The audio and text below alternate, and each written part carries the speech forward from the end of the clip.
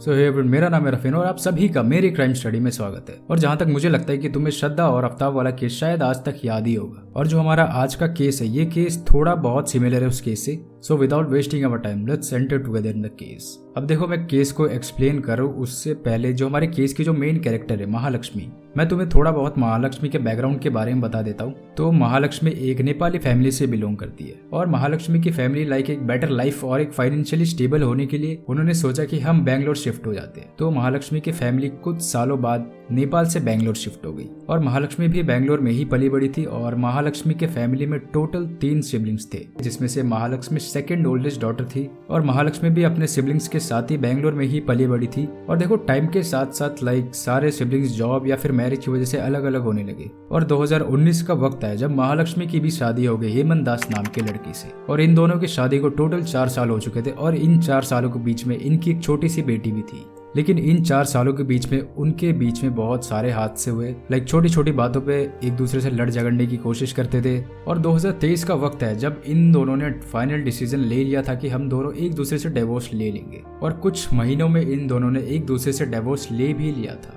देखो, 2023 में इन्होंने डिवोर्स तो ले लिया था और डिवोर्स के बाद महालक्ष्मी ने अपनी बेटी को लिया और वो अपनी मॉम के घर चली गई। महालक्ष्मी की मॉम भी बिल्कुल लाइक शॉक थी कि इन दोनों में ऐसी भी क्या बहस हो गई थी कि इन दोनों ने लाइक बिना सोचे समझे डिवोर्स ही ले लिया। अब देखो, ये तो मैंने महालक्ष्मी और हेमंत के थोड़े से बैकग्राउंड के बारे में बताया। अब हम इनके थोड़े से करियर के अंदर चलते और इनके करियर के बारे में जानते हैं। महालक्ष्मी एक मॉल के ब्यूटी पार्लर में काम किया करती थी और हेमंत की एक मोबाइल की इलेक्ट्रॉनिक शॉप थी जिसमें लाइक कवर्स वगैरह और छोटे मोटे रिपेयरिंग्स वगैरह ये सब होते थे। अब देखो, महालक्ष्मी भी जॉब किया करती थी और हेमंत भी जॉब किया करता था। दोनों ही लाइक बहुत ज्यादा बिजी हुआ करते थे जॉब्स की वजह से। हेमंत को इन्हीं सब के दौरान महालक्ष्मी के शॉप में काम करने वाले कोवर्कर अशरफ के बारे में पता चलता है, जिससे महालक्ष्मी धीरे धीरे क्लोज आ रही थी। हेमंत को महालक्ष्मी के अफेयर्स के बारे में भी सब कुछ पता चल गया था और हेमंत और महालक्ष्मी के डिवोर्स का एक रीजन अशरफ भी था। अब देखो, मैंने तुम्हें स्टार्टिंग में बताया था कि डिवोर्स के बाद लाइक महालक्ष्मी अपने मॉम के घर शिफ्ट हो गई थी।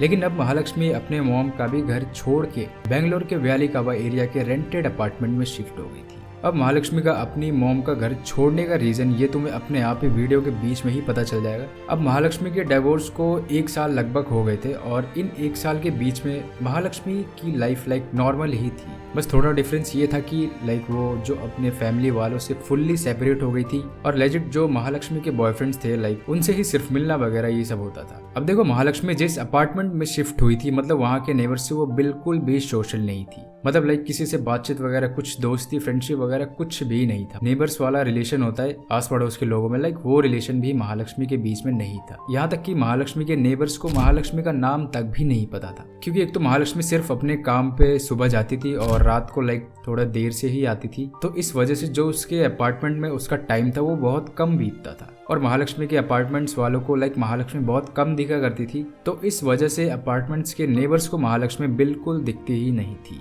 कभी कभार लाइक 1-2 बार दिखी होगी, लेकिन इतनी भी ज्यादा नहीं दिखी। तो इस वजह से महालक्ष्मी अपने नेबर्स से सोशल बिल्कुल नहीं थी। लेकिन अचानक से सितंबर में महालक्ष्मी गायब हो जाती है और 19 अगस्त महालक्ष्मी लास्ट टाइम अपने फैमिली वालों के साथ देखी गई थी, क्योंकि उस दिन रक्षाबंधन था। तो उस दिन महालक्ष्मी रक्षाबंधन अपने फैमिली वालों के साथ मनाने के लिए उनके घर गई थी। और 2 अगस्त को महालक्ष्मी के फोन से लास्ट कॉल किया गया था और तब से महालक्ष्मी का कोई अता पता नहीं है। अब महालक्ष्मी के बिल्डिंग के अपार्टमेंट वाले लोगों ने भी नोटिस करना स्टार्ट कर दिया कि जो इस फ्लोर पे जो लड़की रहती है वो लड़की लाइक उन्हें बहुत दिनों से किसी को भी दिखी नहीं है। लेकिन उन लोगों ने इस चीज पे ज्यादा ध्यान नहीं दिया, क्योंकि एक तो वो महालक्ष्मी को अच्छे से ना ही जानते थे और महालक्ष्मी लाइक उन्हें बहुत कम दिखा करती थी। तो जस्ट इस चीज को नॉर्मल समझ के उन लोगों ने इग्नोर करा। बट ऑन 21 सितंबर वहाँ रहने वाले लोगों को एक अजीब सी बदबू आती है और दिन पे दिन वो बदबू और बढ़ते ही जा रही थी, जिससे वहाँ रहने वाले लोगों का जीना भी मुश्किल हो गया था। अब देखो, सबको ये तो पता था कि ये बदबू पूरी की पूरी महालक्ष्मी के फ्लोर से ही आ रही थी और उन्हें वहाँ के लैंडलॉर्ड को कॉल करके बुलाना पड़ा। उसके अगले दिन जब उस अपार्टमेंट के लैंडलॉर्ड आने के बाद वो महालक्ष्मी के फ्लोर पे गए, लेकिन उन्हें महालक्ष्मी के फ्लोर पे ताला लगा हुआ दिखा। लेकिन जब महालक्ष्मी के फ्लोर के इमरजेंसी नंबर पे कॉल किया गया तो वो कॉल डायरेक्ट महालक्ष्मी के मॉम के पास गया। और जब लैंडलॉर्ड ने ये सारी सिचुएशन देखते हुए महालक्ष्मी के मॉम को कॉल करके बताया कि आपकी बेटी के फ्लोर से बहुत गंदी बदबू आ रही है और आपकी बेटी का दरवाजा भी बाहर से बंद है, तो महालक्ष्मी की मॉम के दिमाग में सबसे पहले श्रद्धा आफ्ताब वाला ही केस याद आया, जिससे महालक्ष्मी की मॉम बहुत ज्यादा डर गई थी। कॉल के अगले दिन जब महालक्ष्मी की मॉम आई तब महालक्ष्मी के रूम को खोला गया और रूम के खुलते ही वो बदबू और तेजी से बढ़ने लगी। रूम के अंदर पूरे फर्श और दीवारों पे खून के छींटे लगे हुए थे और पूरे रूम में हर जगह बॉडी के पार्ट्स छोटे छोटे पड़े हुए थे। ये सब कुछ देखते ही सभी का दिल दहल गया और रूम के अंदर जितने भी लोग थे वो सारे बाहर की तरफ भाग कर चले गए और उनमें से किसी ने पुलिस को भी कॉल कर दिया था। अब पुलिस के आने के बाद वो बदबू इतनी ज्यादा गंदी थी कि पुलिस वालों को भी यहाँ तक कि 2-3 मास्क पहन कर ही अंदर जाना पड़ रहा था और उनमें से कुछ पुलिस वालों को यहाँ तक कि उल्टियां भी होने लगी थी और पुलिस वालों को भी अंदर हर जगह बॉडी के पार्ट्स मिल रहे थे। तब पुलिस ने फॉरेंसिक टीम को भी बुलाया और पूरे रूम में जितने भी बॉडी के पार्ट्स थे उसे सबसे पहले कलेक्ट करा। जब सबकी नजरें सामने पड़ी फ्रिज पे पड़ी जिसका आधा दरवाजा खुला हुआ था। जब उस फ्रिज को पूरा खोला गया तब उस फ्रिज में से भी बॉडी के पार्ट्स मिले और उसी फ्रिज में महालक्ष्मी का सर भी मिला।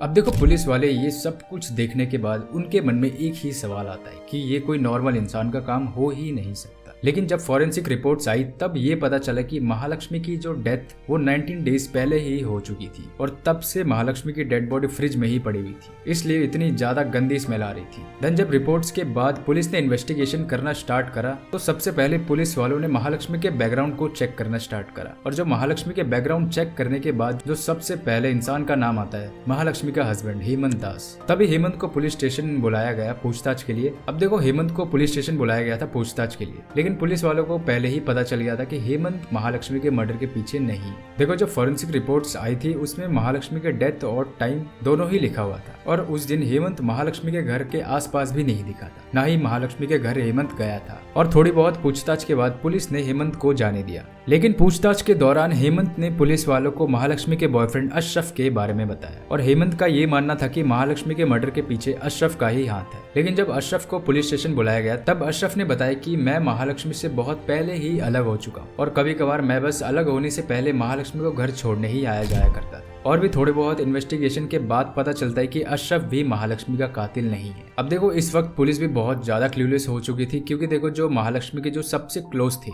हेमंत और अशरफ, इन दोनों में से ही कोई भी कातिल नहीं है, तो आखिर कातिल है कौन। लेकिन पुलिस वालों के दिमाग में एक ख्याल आया कि महालक्ष्मी के वर्क प्लेस से सभी को इंटेरोगेशन के लिए पुलिस स्टेशन बुलाया गया और यहाँ तक कि सभी लोग भी आए थे, लेकिन उनमें से एक आदमी जो नहीं आया था 31 ईयर ओल्ड मुक्ति रंजन ब्रो। अब देखो पुलिस स्टेशन पूछताछ के लिए मुक्ति नहीं आया था तो अब पुलिस का डायरेक्ट शक मुक्ति पे ही जाता है। अब महालक्ष्मी के अपार्टमेंट के आसपास और दूर दूर के जो सीसीटीवी कैमरास थे उनको भी पुलिस चेक करना स्टार्ट कर देती है और उन सीसीटीवी में मुक्ति बहुत बार दिखा जा चुका है। अब देखो पुलिस स्टेशन पूछताछ के लिए मुक्ति तो आया नहीं था तो अब मुक्ति पे ही पुलिस का डायरेक्ट पूरा शक जाता है और अब पुलिस भी 100% श्योर थी कि महालक्ष्मी के मर्डर के पीछे इसका कुछ तो कुछ लेना देना है। अब पुलिस वालों को महालक्ष्मी के वर्क प्लेस से पता चलता है कि मुक्ति का एक छोटा भाई भी है और वो भी बेंगलोर के ही इलेक्ट्रॉनिक सिटी में रहता है और उसका नाम स्मृति रंजन है। और अब पुलिस बिना टाइम वेस्ट किए हुए स्मृति के पास चले गए पूछताछ के लिए और पुलिस को देख के स्मृति थोड़ा डर गया था। अब देखो स्मृति को ये तो पता था कि पुलिस वाले यहाँ पर किस वजह से मेरे पास आए, ये बात स्मृति को पहले से ही पता थी, तो स्मृति थोड़ा अपने बातों में गुमराह करने की कोशिश कर रहा था। लेकिन पुलिस वालों के पास इतना टाइम नहीं था। पुलिस वालों ने और सख्ती से पूछताछ करा स्मृति से और स्मृति ने सब कुछ सच सच उगल दिया और स्मृति ने बताया कि महालक्ष्मी के बाद उसके भाई ने मतलब मुक्ति ने स्मृति को कांटेक्ट भी करा था और मुक्ति ने सब कुछ बता दिया था महालक्ष्मी के बारे में और मुक्ति ने स्मृति को ये भी एडवाइस दिया था कि तू भी ये शहर छोड़ के चला जा, क्योंकि मुक्ति को इस बात का डर था कि पुलिस वाले मुझे ढूंढते ढूंढते मेरे भाई के भी घर आ सकते। लेकिन जब पुलिस ने मुक्ति के फोन को ट्रेस करा मुक्ति की जो लास्ट लोकेशन थी वो वेस्ट बंगाल में दिख रही थी। देन पुलिस ने 3 टीम्स को वेस्ट बंगाल के लिए भेजा और मुक्ति उन्हें वहां पर भी नहीं मिला। अब देखो मुक्ति उन्हें वेस्ट बंगाल में भी नहीं मिला। अब लोकेशन जहाँ मुक्ति हो सकता था वो उड़ीसा के भद्रक गाँव में था, क्योंकि वहाँ पर मुक्ति का बहुत बार आना जाना लगा रहता था और मुक्ति के कुछ दोस्त और कुछ रिलेटिव्स भी वहीं रहते थे। लेकिन जब तक वहाँ पुलिस वाले पहुंचे तब तक बहुत देर हो चुकी। जब पुलिस वाले 25 सितंबर को उड़ीसा पहुंचे मुक्ति से मिलने के लिए तब तक मुक्ति इस दुनिया को छोड़ के जा चुका था, क्योंकि मुक्ति ने अपने आप को ही एक पेड़ से लटका दिया था और उसने